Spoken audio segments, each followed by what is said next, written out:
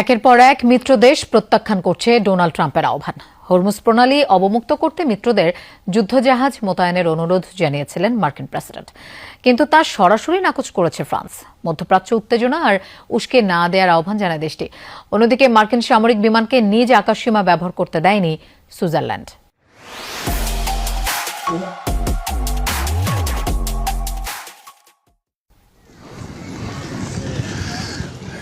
একদিকে ইরানকে সামাল দিতে গিয়ে হিমশিম দশা, অন্যদিকে একের পর এক বন্ধু দেশের প্রত্যাখ্যান। হরমুজ প্রণালী ঘিরে উত্তেজনায় যুক্তরাষ্ট্র থেকে যেন কিছুটা দূরেই থাকতে চাইছে ইউরোপীয় মিত্ররা।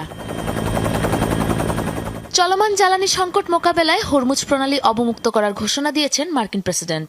সে লক্ষ্যে গুরুত্বপূর্ণ নৌপথ ঘিরে ফ্রান্স, জাপান, দক্ষিণ কোরিয়া, যুক্তরাজ্য সহ মিত্রদের প্রতি যুদ্ধজাহাজ মোতায়েনের আহ্বান জানান তিনি।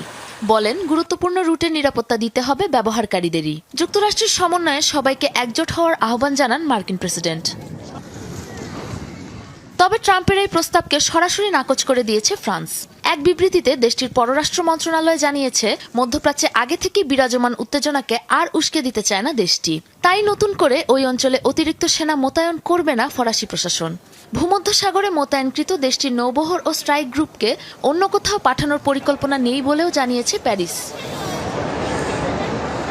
ডোনাল্ড ট্রাম্পের অনুরোধ উপেক্ষা করে মার্কিন সামরিক বিমানকে আকাশসীমা ব্যবহার করতে দেয়নি আরেক ইউরোপীয় দেশ সুইজারল্যান্ড।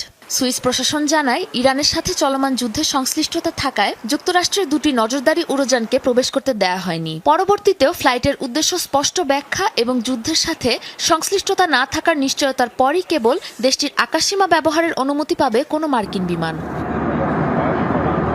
ট্রাম্পের ডাকে সাড়া না দিয়ে ইরানের সাথে নিজেদের মতো